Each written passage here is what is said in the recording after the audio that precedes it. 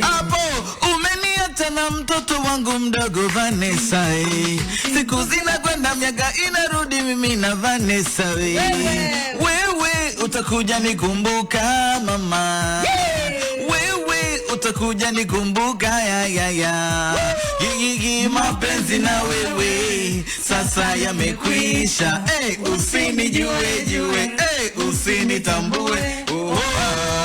Chunga nyumba na mama Vanessa. Chunga nyumba na mama Vanessa. Si mchezo na si mchuzi. Hapa anaitwa Ruta Bushoke, si ndio? Yes sir. Ni mmoja kati ya wanamuziki ambao anatokea kwenye familia ya muziki. Imagine baba yake alikuwa ni superstar.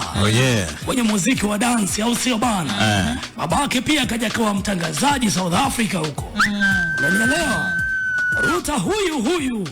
Mimi nikakutana naye Bongo Records. Sikuwahi kumjua. Sikiona inga zangu pale Bongo Records. Majana ameniambia bwana kuna msanii itabidi ufanye naye kazi. Kakubwagia. Mimi simjui hapo. Nimefika pale nikamkuta jamaa mmoja mwembamba mweusi mrefu. Utambulisho tu wa jina lake nikajua kabila langu. Haya. Mdogo wangu vipi? Nimeambiwa nije natakiwa kutengeneza beat na nini. Hebu imba nikusikie. Akaanza mama kaona humu kuna kapuka moja ya hatari sana inahitajika. Kamuuliza unampenda mwanamuziki gani Afrika Mashariki hii? Akamtaja Jose ama Jose Chameleone. Sema ndio huyu Muhaya na yule Mganda. Hawa kuna aina fulani ya muziki ambayo huwa wako nayo. Ndugu wao. Kamuuliza umewahi kurekodi? Akaniambia ndio. Uliza wimbo wake wa kwanza kurekodi na ambao yani alikuwa amechukuliwa na Ruge. Akawa amerekodi ule barua Bush.